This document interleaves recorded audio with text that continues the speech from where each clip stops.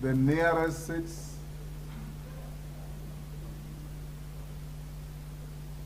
Thank you. Honorable members, having taken into consideration the comments expressed by members of this House on the statement that was read by the leader of the majority party, I directed that the Cabinet Secretaries responsible for the two ministries appear before the House on Wednesday, 9th August 2023.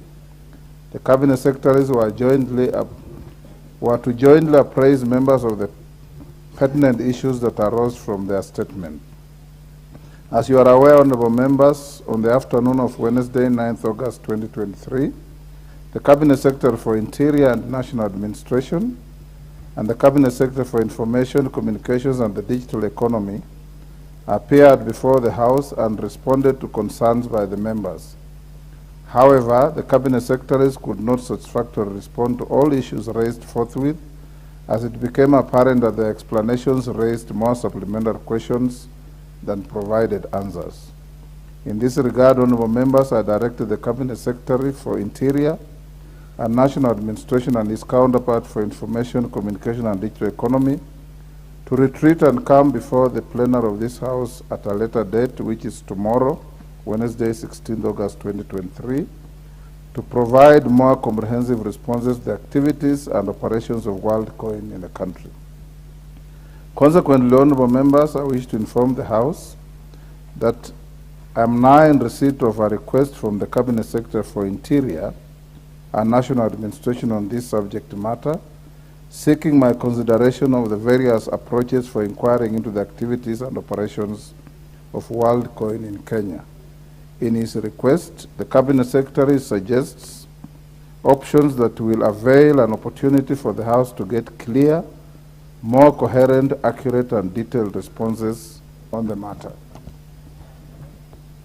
Honorable members, the Cabinet Secretary proposes the following three approaches. One, that the relevant Cabinet Secretaries whose mandates have a bearing on the matter, including the Attorney General, appear separately before the plenary of the House to respond to the matter. Two, he proposes that the relevant Cabinet Secretaries and heads of agencies whose mandates have a bearing on the matter appear before the relevant departmental committees or an ad hoc committee. And three, that relevant ministries, departments, and agencies whose mandates have a bearing on the matter provide information on the subject matter to the Prime Cabinet Secretary, who would then appear before the plenary of the House. Honorable members, having carefully considered the three suggested options and to avoid any further equivocation on this matter, I'm inclined to proceed with the second approach, and in this regard, I direct as follows. Honorable members, take the nearest available seats. The nearest available seats.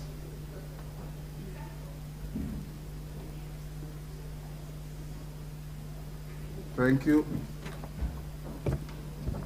I repeat, honorable members, having carefully considered the three suggested options by the Interior Cabinet Secretary and to avoid any further equivocation on this matter, I'm inclined to proceed with the second approach. In this regard, I direct as follows.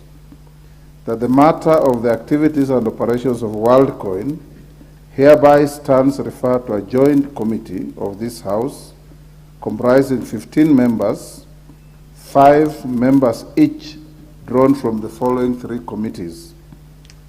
1, Departmental Committee on Administration and Internal Security. 2, Departmental Committee on Communication, Information and Innovation. And 3, Departmental Committee on Tourism and Wildlife. The nomination of members to the joint committee shall be in writing to the Speaker, done by the respective chairpersons of the three committees, taking into consideration the majority party and minority party memberships of the House. In this case, the majority party in the allocated will be allocated 3 slots, while the minority party should be allocated 2 slots by each committee. That I will appoint the chairperson of the joint committee from among its members drawn from the Departmental Committee on Administration and Internal Security. that the mandate of the joint committee is to inquire into the activities and operations of WorldCoin in Kenya, and that the relevant ministries, departments, and agencies whose mandates have a bearing on the matter, and that the joint committee consider and inquires into the matter and submit its report by Thursday, 28 September 2023. In view of the foregoing, honorable members, the two cabinet secretaries that were scheduled to appear tomorrow before this House will instead appear before the joint committee to provide information on the matter. Further, I wish to inform the House that I'm also in receipt of two correspondences from the Cabinet Secretary for Health and the Cabinet Secretary for Investments, Trade and Industry, requesting to be given an opportunity to respond to questions in plenary at a later date. They were scheduled to appear tomorrow. This is owing to the fact that they have prior engagements to attend to at the ongoing devolution conference, a request that I've acceded to. Therefore, I urge the leader of the majority party to schedule the two cabinet secretaries to appear before this House immediately the House resumes from the upcoming August recess. I thank you. Next order. Order number 3, messages. Order number 4, petitions. Honorable members, take the nearest seats. I have a petition to present.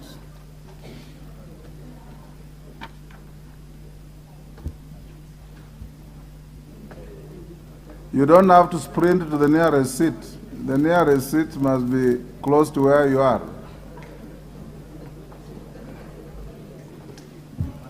Right. Honorable members, I have a petition regarding the banning of Tik-Tok in Kenya. Honorable members, Article 119 of the Constitution accords any person the right to petition Parliament to consider any matter within its authority. Further, Standing Order 2252B requires the Speaker to report to the House any petition other than those presented by a member. In this regard, honorable members, I wish to report to the House that my office has received a petition from one Mr. Bob Ndolo, the Executive Officer of the Bridget Connect Consultancy, regarding the banning of Tik-Tok in Kenya.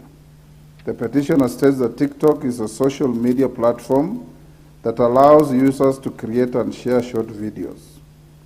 Honorable members, the petition decries that while it has gained popularity among the youth in Kenya, the content that is being shared on the platform is inappropriate, thus promoting violence, explicit sexual content, hate speech, vulgar language, offensive behavior, which is a serious threat to the cultural and religious values of Kenya.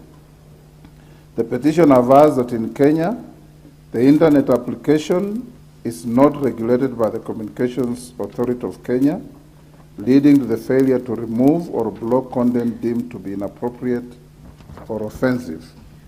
Honorable members, the petition further avers that Tik-Tok has been implicated in several privacy scandals over the past years.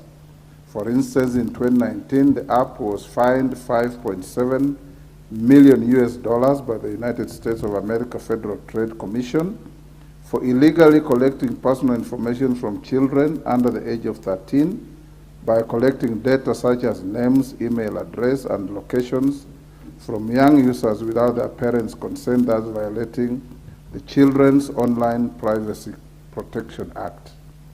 Honorable members, the petition alleges that Tik-Tok collects a significant amount of data on its users, including information about their device, location, and browsing history, and sharing with third-party companies without users' consent. The petitioner is concerned that if the platform is not prohibited in Kenya, the app's addictive nature would lead to a decline in academic performance and ascent in mental health issues such as depression, anxiety, and sleep deprivation among the youth. Honorable members, the petitioner thus prays that this House intervenes and takes immediate action to safeguard Kenyans from the negative effects arising from the use of the platform and altogether ban Tik-Tok in Kenya. Honorable members, having established that the matter raised in the petition is well within the authority of this House, and further that the matters raised in the petition are not pending before any court of law, constitutional or legal body, I hereby commit the petition to the Public Petitions Committee for consideration pursuant to Standing Order 208A. The committee is required to consider the petition and report its findings to the House and to the petitioner in accordance with Standing Order 2272. Honorable members, I'll give a few members to comment on this, starting with the Majority Leader. Majority Leader and the Minority Leader, I'll give you 3 minutes.